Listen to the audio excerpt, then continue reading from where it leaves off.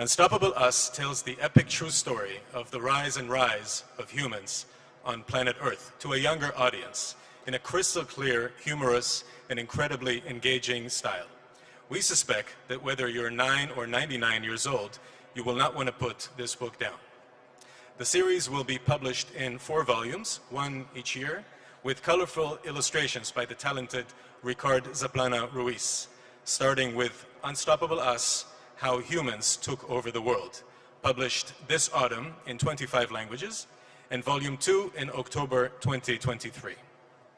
This storytelling project is an international collaboration between Harari, the illustrator Zaplana Ruiz, the editorial teams at the German publishing houses CH Beck and DTV, and the editorial and production teams at Sapienship.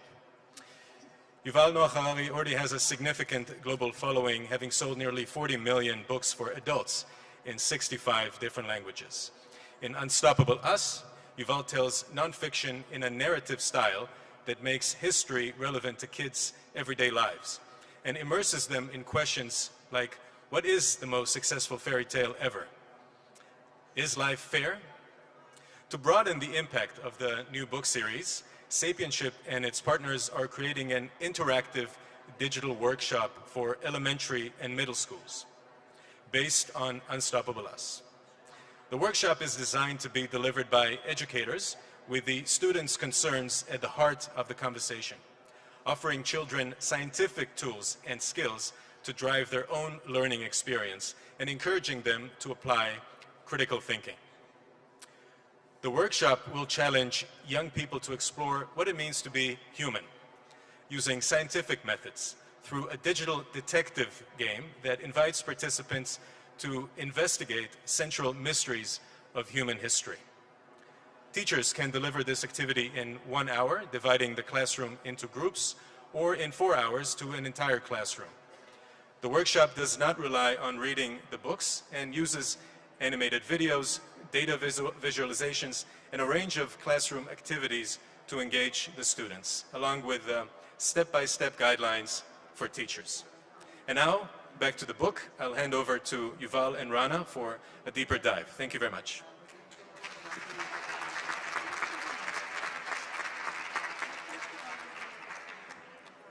Yeah. Hi, Yuval. I think it does.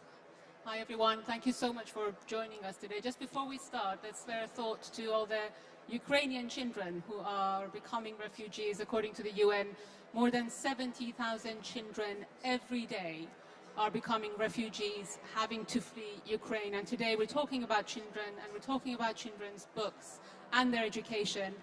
And it's a painful experience that they're going through, and let's remember them. And also today we heard that Afghan high school girls were invited back to school, but then they were told that they had to go home. Another heartbreaking story for children and girls in Afghanistan.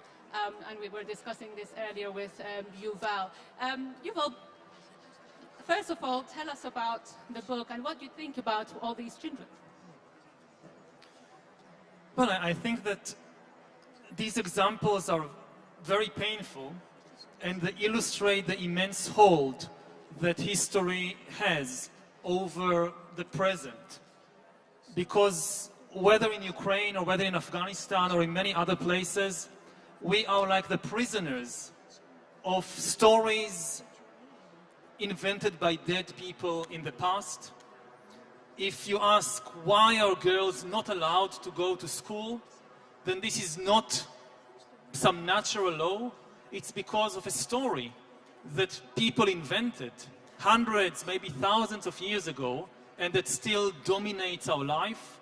And if you think about the terrible tragedy in Ukraine, then you have basically one person inflicting his fantasies on millions of people, and in his imagination maybe the Second World War still continues, and he has the power to turn his personal fantasies into a tragedy for millions.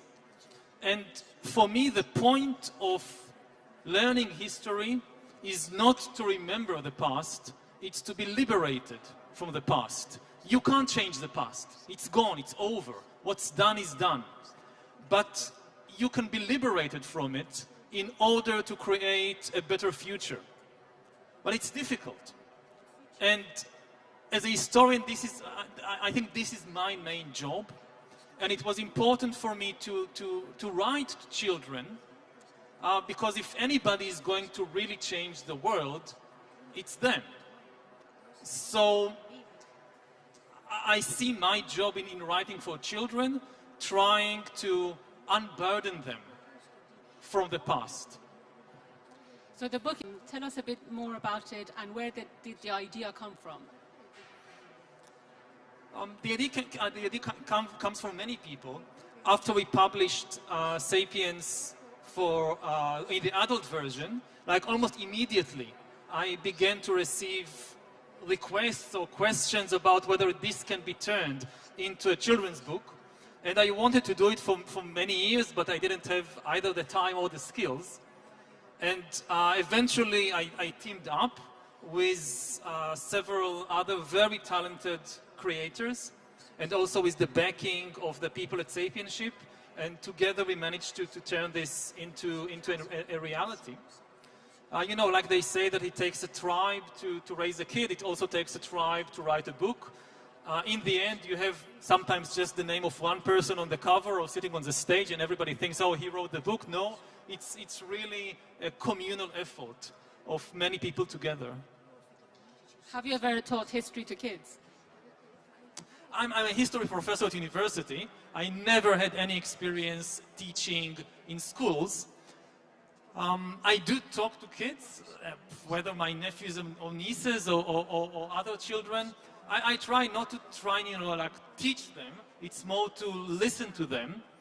I raise questions, like in Israel, I would ask kids, what's the difference between Jews and Arabs, and why are they fighting each other? Instead of giving them a lecture about Middle Eastern history, I think the important thing is to make them curious about these very fundamental questions that the adults often forget to ask because they take it for granted. So for me, like, the best experience is just to throw that question and look how the wheels are starting to turn in the mind of a 10-year-old. Hey, what is the difference between Jews and Arabs, and why are they fighting each other? The way that history often kind of being transmitted to the next generation, it's like, the adults are carrying this big heavy sack on their heads, and they catch some kid and tell them, okay, I carried this for 60 years, now it's your turn to carry this sack, and in the sack is all our opinions and ideologies and religions and our hatreds and our fears, which we've been carrying for sometimes decades without really knowing why. Where did these things come from? And at a certain point, we just pass it on to the next generation. Now you carry it. And I think we need to have a break there, to ask, do we really need to keep on carrying all this stuff? And how do you sift through the sack and decide what is worth carrying and what you should just throw away? And again, this is, for me, the basic question of history. That we have a choice. We don't have to keep carrying all these opinions and all these hatreds and all these fears from generation to generation. But to know what to keep and what to throw away, this is why you need to study history. One thing that I found fascinating about the book is where you explain for children and adults about how all humans are made of the same thing. And I thought it's a very important lesson for children, so we can hopefully, when they're older, they scrap racism. Or when you talk about the danger of Homo sapiens to wildlife, the whales. What impact are you looking for, specifically in children who are reading the book?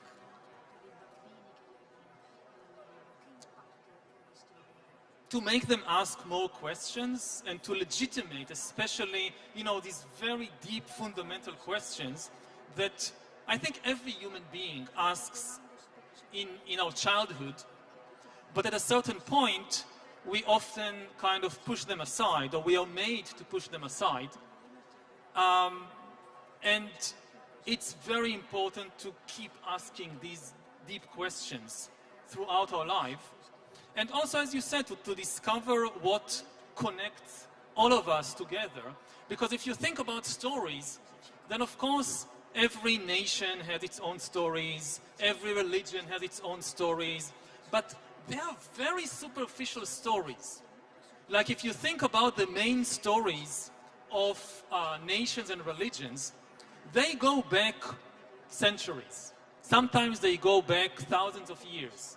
Like, I don't know, when I did my bar mitzvah, so I was told, you know, bar mitzvah, this is very old ceremony, ritual. It goes back 3,000 years. 3,000 years, Jewish boys are having their bar mitzvah.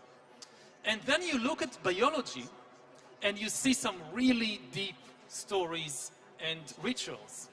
Like, you know, courtship rituals, boy meets girls or boy meets boy, these go back millions of years, tens of millions of years. Long before there were humans, mammals already had courtship rituals.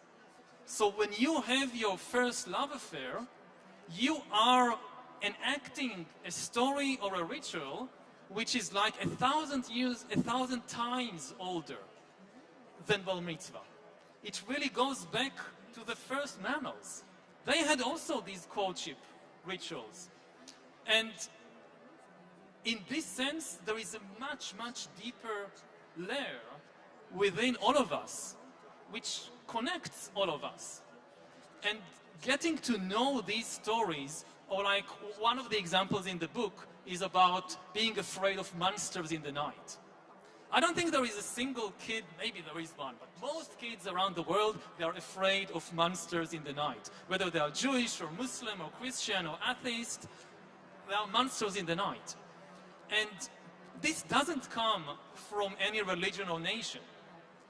This really comes from our deep, very deep common past, because hundreds of thousands of years ago, there really were monsters in the dark. If you live in the African savannah, you know, 100,000 years ago, or a million years ago, as an ancient human, and you go to sleep, in the night, a lion can come and eat you. So if you are asleep, and you suddenly hear this creak, and a monster is coming, you are absolutely correct in a very deep sense.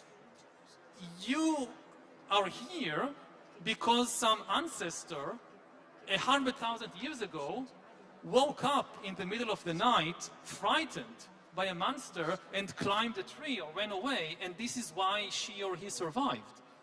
So these are the kinds of stories that I also try to connect present-day kids to, because these are really the deep legacy of all of us. That's the other question I have. When we all went to school, we found history a very boring subject. How do you think this book can make children more interested in history? History is often boring. It really is boring when you present it or you tell it as something that happened in the past. Some king 1,000 years ago fought against another king and they did this and they did that. Who cares about it? I mean, they are dead for 1,000 years. How is this connected to my life today? I think the way to make history interesting for kids and for everybody is to start with the problems we face today. Like I envision a history class in school when the first question is not something that happened 1,000 years ago, but something that happens during the break time. Like, I don't know, there is a bully. And you start your history class by asking, how do you deal with bullies? Which is a very crucial question today, whether in school or in the international arena. How do you deal with bullies? And this is your opening to start raising questions about where dictatorships came from. Did people in the Stone Age also have dictators? Or did they just emerge at some later point in human history? How do you fight against dictatorships? And these kinds of questions connect events that happened centuries and thousands of years ago to the real-life concerns of every kid today. Or you raise a question like, why do we even have to go to school? since when do kids go to school? And you can then start learning about, I don't know, in the Middle Ages, most kids didn't go to school. And the few schools that existed didn't accept girls, usually, to school. And if you did go to school, there was no timetable, because there were no clocks. So when did we start having these kinds of schools that everybody have to go to, and that they also accept girls, and that everything is being run by timetable and according to clocks? And I think this is a fascinating way to introduce kids to very important historical processes like the Industrial Revolution. That our idea of, like, you know, the kind of typical school of, you know, this big building divided into classes. In each class you have 30 kids or 40 kids sitting in identical desks, and every hour some adult comes in and teaches them about some different subject. This is the Industrial Revolution. And if you explain to kids that, look, the Industrial Revolution determines how you now spend much of your life, then suddenly it's not something that happened in Britain in the 18th century. It's something that I really need to understand in order to figure out why my life is the way it is. What did you read when you were a child? I mostly read history books, more than kind of fiction and stuff like that. So when I was like 4 or 5 years old, I had this very big book full of illustrations, The History of the World for Kids. And I would read it again and again and again. I still have it today. It's full of my scribble. It's like the first thing I ever wrote is kind of, I try to copy some of the words in the book, and this is how I learned to write. And I also kind of drew on it. And you know, it's often said to kids that you shouldn't draw on books. They should be kept in their pristine purity. And if it's a library book, that's true. But if it's your own book, then I'm all in favor of drawing on it and writing on it. And you know, if kids write on my book, I would see it as an honor that they are kind of really engaging with it. But it's quite unusual for children to be interested in history. Did you have a teacher who inspired you, or was there anybody in your childhood who introduced you to history? I think I always wanted to understand why the world is the way it is. And was it always like this? So this is why kind of, I remember, there was one teacher who had several teachers actually, but the first one I remember who had a big impact on my love of history. I don't remember her name. It was when I was like 8 or 9. And this was Israel in the early 1980s. We didn't study history at that age in school. We only studied the Bible, which most kids and maybe teachers thought that this was history. But it didn't satisfy me. And this teacher kind of noticed how much I'm interested in history, so she got somehow this special permission to take me out of some of the classes, and she took me to the school library and gave me just for an hour or two every week to read this big encyclopedia about history. And I still remember the image. There was one image that kind of got stuck in my mind. I don't know why, but it's an image from the First Punic War between the Romans and the Carthaginians, that they have this sea battle, and on the ships they painted an eye. I mean, this was in the illustration. I'm not sure if it's true. They painted an eye on the front part of the ship, and I can still right now kind of visualize these ancient Romans and Carthaginian ships with eyes clashing in the Mediterranean in that book. This is so amazing. So they could clearly see that there's a great historian in making. So if you, you surely spotted the talents there and your interest. She spotted something, and I'm glad that she kind of, you know, she broke some rules and managed to do it. She must be so proud of you now if she's hearing this, if she's yes, around. I guess. But maybe she doesn't remember it. You know, then. I'm sure she will. So going back to those years, if you could read Unstoppable Us, how would you have perceived it? In a way, I wrote this book like to my 10-year-old self. That this is the book that I wanted to read as a 10-year-old kid. And I think that if I read it then, it would have saved me a lot of problems and a lot of kind of misguided notions and ideas that afterwards took me years to get rid of. You know, as a kid, you again, like this sack that you're carrying on your head, so people throw all kinds of things on your head, and then it takes you sometimes years and decades to get rid of them. And if it was only possible when you're 10 to just tell this teacher or this priest or whoever, thanks, but I don't need this present, keep it to yourself, you carry it, I don't want to carry it, then it would have saved a lot of trouble. I agree. When I read Homo Sapiens, I was 27, and I wish I had books written by you to read when I was 10 or 11. That would have saved many years of confusion. Do you have any advice for history teachers who are now trying to teach history to other children? Basically, what I said earlier, that don't teach history as something that belongs to the past. Teach it as something that belongs to the present and the future. Again, the people in the past are dead. You can't change what happened to them. But the problems that we face every day, they very often come from history. So if you start from the present day problems, and again, like how do you deal with a bully? And through that, you teach the history of law, the history of injustice, the history of dictatorships, then, you know, under what circumstances revolutions succeed, and under what circumstances a bully can keep terrorizing.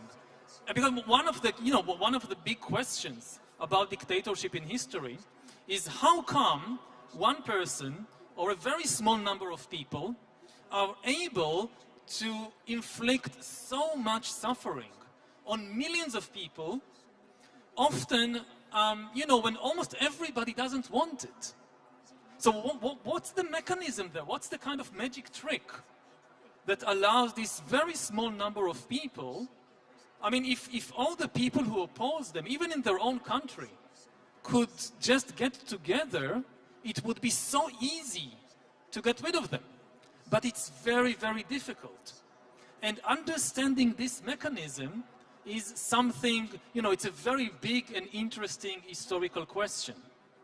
And you can look at it on the level of an entire country, but you can also start by looking at the dynamics of a single class or of a single school, because they also sometimes have this problem that there is, one bully that terrorizes several kids. So how come they don't unite against him?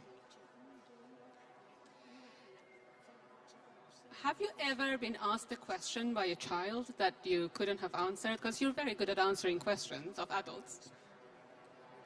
A lot of times, I mean, the basic, like the big unanswerable questions, kids usually know all of them. They keep asking, why are we here? And what's the meaning of all this? And where did the laws of reality come from? And what happens after we die? And they know all these questions. And I think I don't have the answers to these questions, but the important thing is to encourage them to keep asking these questions throughout their lives. Otherwise, at a certain point in life, you start imagining, you start feeling that you understand the world when actually you don't. So keeping alive this feeling of confusion, of ignorance, for kids, they kind of have legitimacy to not know because they are young. But the adults are very often afraid to admit that they don't know. They also want to give this sense of security to the younger generation that we know what we are doing, we know the answers. And I hope that we can keep a space kind of open also to ourselves, to admit that we don't really understand what's going on. We don't really understand the world. And it can be frightening, but it's much better to keep having questions without answers than to impose answers that you can't question.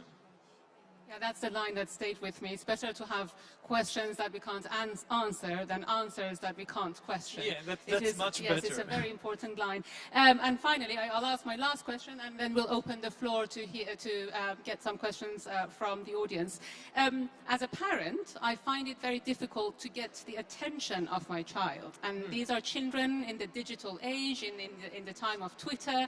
How can we just get them interested to sit down and read a history book? You know, the structure of a story, of a continuous story, is extremely deep in the human mind. The forms that stories take change over time.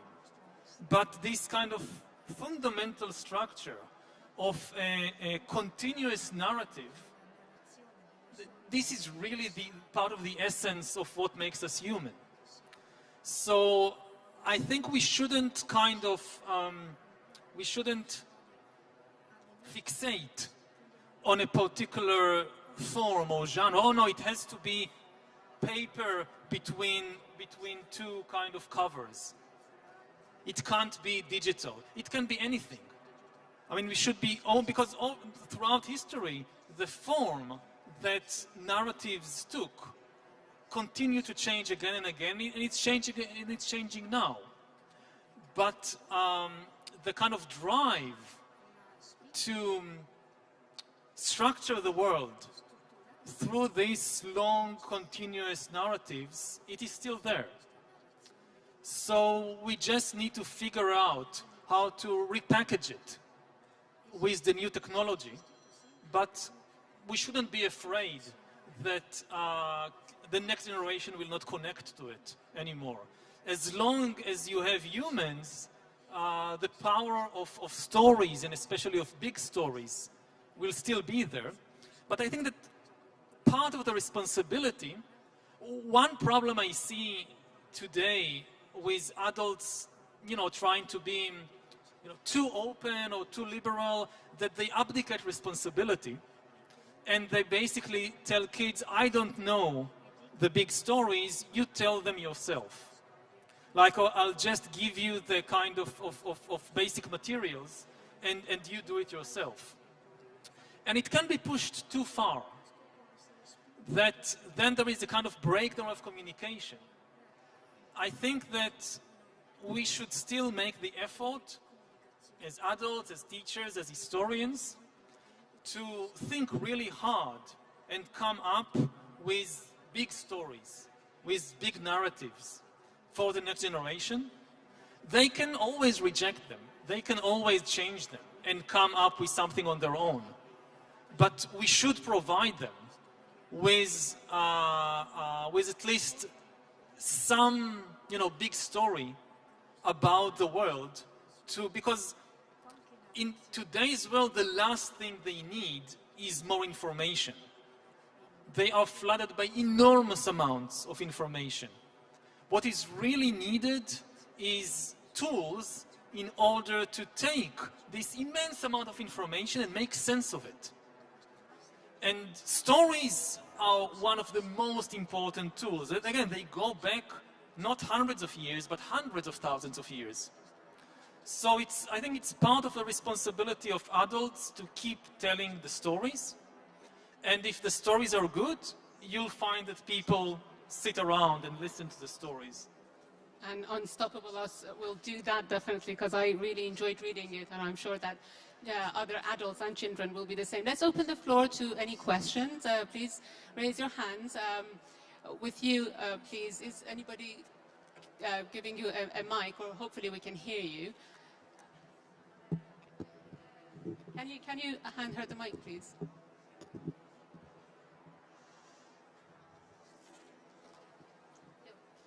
Before you ask a very interesting question, and which was how it's possible that a little number of people can impose on a big number of something that is really hurting and heavy for them without a reaction. I would like to know which is your answer. The answer is that they prevent people from trusting each other. That if you have millions of people that cannot trust one another, then they cannot unite against you. Then you can have a country with 100 million people, 1 billion people, and you have this small elite that controls things.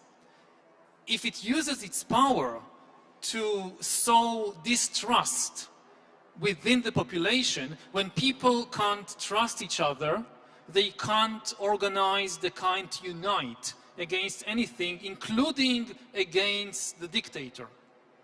So this is, you know, dictatorship 101.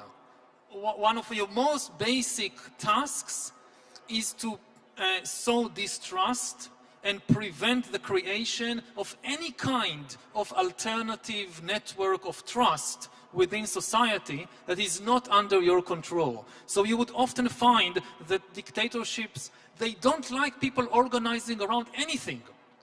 Even it's, you know, some environmental group that wants to prevent the pollution of a river, that's dangerous. Because now they are organizing to save the river. But once they are organized, they can start acting against us. So you would find they are very suspicious of any kind of organization. And the way in the long term, the way to resist them is to create trust between people that doesn't go through the center. And in this sense, organizations are extremely important. You know, as long as you have isolated activists or isolated individuals, there is not much they can accomplish. 100 people who organize together and trust each other are far more powerful than 10,000 people who are isolated individuals. So organization is really the key, and trust within the organization. Thank you very much. Any other questions? Over there. Allora continuo in simultanea perché evidentemente non vogliono la traduzione in consecutiva come mi avevano detto. I loved how you said throw away your past or part of it. I was just wondering, how is this perceived in Israel? Do you have any opposition? You know, it depends. I mean, some people like it, some people don't. I'm not saying throw away all the past, of course. It's just that you have a choice. You don't have to keep carrying everything. I personally think that one of the problems we have in Israel is that we have too much history. And if we had a little less history, things could be better. But again, knowing what to keep and what to throw away, that's not easy. And for that, first of all, you need to understand how the past keeps its hold over you. Because it's not always obvious. I mean, the way it happens is that many of the things which you think are natural, this is just the way the world is. Only when you start looking into the history, you understand, no, this is not natural, this is not the way it always was. It gradually appeared, it gradually developed at a certain point in history because of ideas and actions of certain people. And when you see that, that's when you have real choice. As long as you think that it's natural, you think there is, you know, like girls can't go to school. Why? Because this is the way it is. Or girls can't be president. Why? Because this is the way it is. Once you realize, no, it's not the way it is. It's someone 1,000 years ago invented some story and convinced a lot of other people, so now people believe it. But it's just some human 1,000 years ago that came up with it. So we can choose differently now. Any more questions?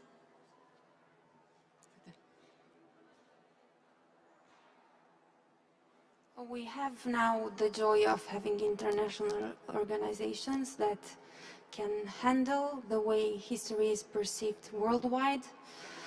And there's this deviation of how history is shown to certain countries and to children of those countries. So at an individual level, for you as a human being to transcend your past, you need to understand it. But if at a national level or at a regional level, there's this kind of fog around that you can't go beyond, and if you meet someone from a totally different point on this planet, you see that you can't actually talk that much with the other human being because of those huge differences. So how do we handle that now? First of all, we do have a shared inheritance of all humans in the world, starting with this biological inheritance that I was talking about, which is extremely important. It's something everybody around the world immediately understands. It's in our bodies. And secondly, even on a national level, just as individuals have a choice, they are not the prisoners of their past, also nations have a choice. And I think that we started with the tragedy now in Ukraine, and it's a very, very important and good example to learn from. Because, you know, Ukrainians have been under oppression and dictatorial regime for generations. First the Tsarist autocracy, and then the communist autocracy, and suffered terribly from wars, from dictatorships. And you would have imagined that they are completely a prisoner of this past, and that, you know, when the Soviet Union collapsed, a lot of people thought, well, these people, they will never have a democracy. I mean, they never had democracy in the past. They have no models how to do it. How can they do it? And amazingly, you saw that Ukrainians chose democracy time after time.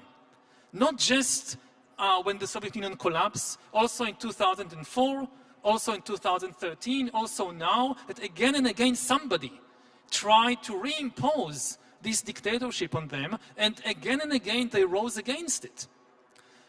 Which shows that humans can change. Yes, maybe for centuries we were under a dictatorship, we can now try something else. And I think this is part of what really frightens the regime in Moscow. That because if the Ukrainians can do it, this will be a lesson also for the people in Russia. Hey, if they can have a democracy, why can't we? And this is also why, you know, history is one of the most dangerous disciplines politically. I never heard about a regime, a government, that forbade schools to teach mathematics or to teach physics. They want physics because they need nuclear weapons. How can they have nuclear bombs if children are not taught nuclear physics? But history is dangerous. So you see that in many places, either it is completely forbidden to teach history, or at least certain parts of history are taboo. Because it's dangerous. Because if you learn history, you can get people to ask some very dangerous questions, I mean dangerous from the viewpoint of the regime. And of course it's not kind of the cure for all, but I think that a better understanding of history is one way to help not just individuals, but also collectives to change the way that they behave. That's all the time that we have for today. Thank you so much for joining us. I want to just read you a sentence of Yuval's Unstoppable Us. Explaining evolution for children, he says, it happens not only in evolution, but with many other things in nature. If you watch water drip onto a solid rock, you might think that the rock is much stronger than the water. The water just flows off the rock without making any differences. But if you could come back thousands of years later, you would see that the water has made a deep hole in the rock. Each single drop makes only a tiny difference. But after millions of drops, it turns out that patient water is stronger than solid rock. Thank you so much for joining us. Thank you so much, Yuval. We're all looking forward to it. Thank you.